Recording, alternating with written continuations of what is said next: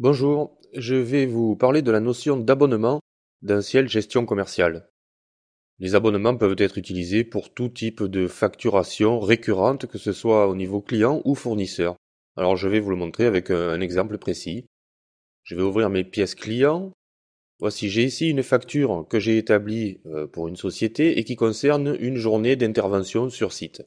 Et par la suite, eh bien, j'ai signé une convention avec ce client disant que je vais devoir intervenir une fois par mois sur site. Dans ce cas-là, eh bien, je vais utiliser la notion d'abonnement. Alors j'ai deux possibilités pour transférer cette facture en abonnement. Je peux le faire avec un bouton de droite, générer un abonnement ici, mais je vais vous le montrer d'une façon plus classique, étant donné que ce raccourci avec le bouton de droite, en fait, m'amènera à la même fonction. Donc je vais dans le menu Vente, et j'ai ici Abonnement client. Donc je peux créer comme ça plusieurs abonnements, bien sûr, pour plusieurs clients. Je vais donc créer, avec le bouton Créer, un nouvel abonnement qui va être basé donc sur une facture que je choisis et qui doit être validée, je précise. Donc je prends cette facture-là, qui est bien celle que je vous ai montrée, et je clique sur OK. Le code d'abonnement est généré automatiquement en fonction du paramétrage de numérotation automatique du logiciel, et je vais lui donner un libellé.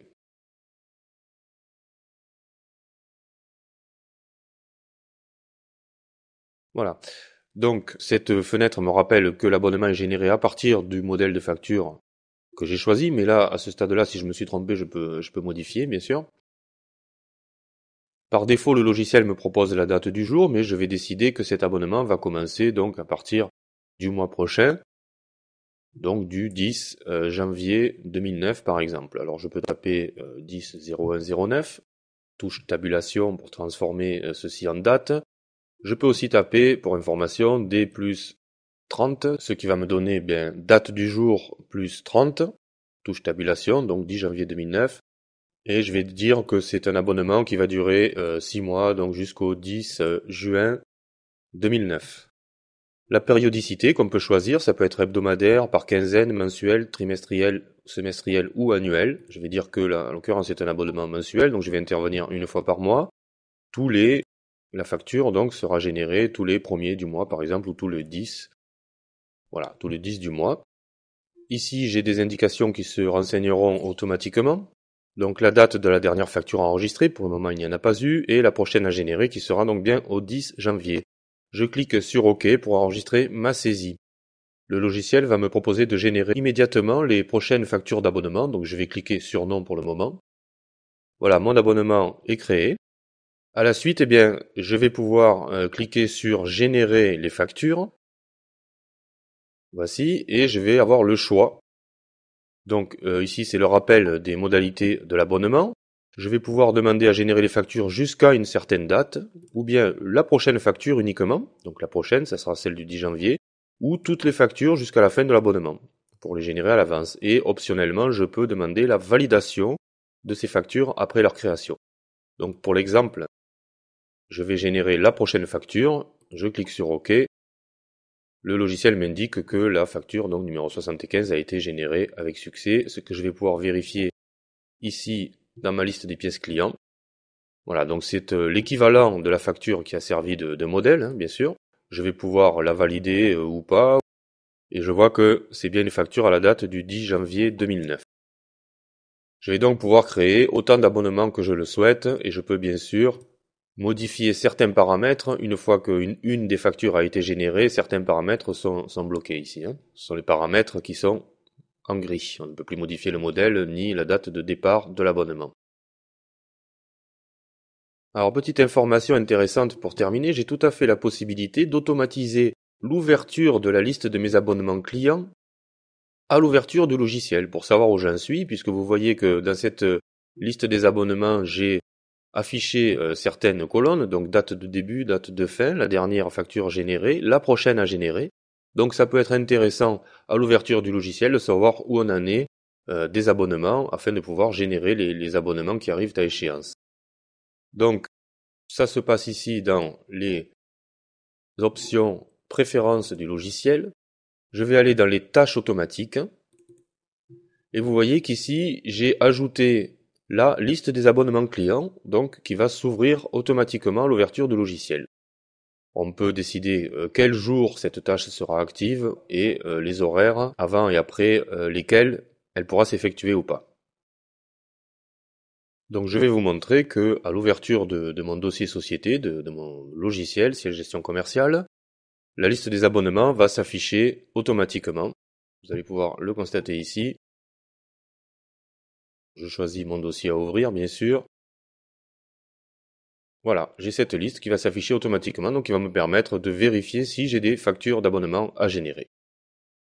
J'ajoute pour terminer que les factures d'abonnement sont aussi utilisables côté fournisseur et ça se comporte de la même façon. Voici donc une fonctionnalité assez intéressante qui va nous permettre de gagner du temps et surtout d'éviter les erreurs et les oublis. Je vous remercie et je vous souhaite une bonne continuation. Au revoir. Bonjour et bienvenue dans ce tutoriel Ciel Gestion Commerciale. Nous allons étudier une des façons de se faciliter la tâche pour notre travail quotidien, à savoir l'agencement des colonnes de chaque liste de Ciel Gestion Commerciale. Nous allons prendre quelques exemples. Dans la liste des clients, par exemple, le principe est le même pour toutes les listes de Ciel Gestion Commerciale, à savoir que dans chacune de ces listes, nous avons certaines colonnes à l'écran. Nous pouvons afficher, pour information à l'écran, sous forme de colonnes, en fait, toutes les rubriques qui composent une fiche client. C'est-à-dire chacune des rubriques que nous pouvons remplir ici, eh bien nous pouvons l'avoir, également celles que nous ne pouvons pas remplir d'ailleurs, comme celle-ci qui se renseigne automatiquement, nous pouvons les avoir sous forme de colonnes ici. Donc selon notre activité, selon notre façon de travailler, nous avons besoin de certaines informations en particulier. Tout d'abord, sachez que les colonnes peuvent se déplacer manuellement, donc je clique avec le bouton de gauche de la souris.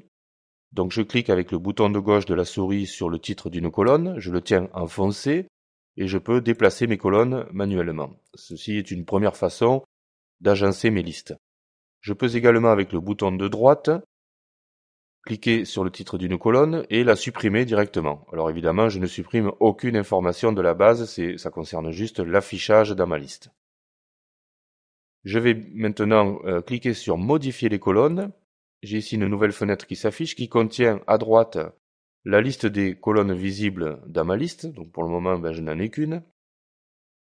Et à gauche ici, la liste de toutes les rubriques de la fiche client en l'occurrence, mais également des rubriques provenant d'autres tables de ciel gestion commerciale que je pourrais afficher ici dans ma liste des clients sous forme de colonnes.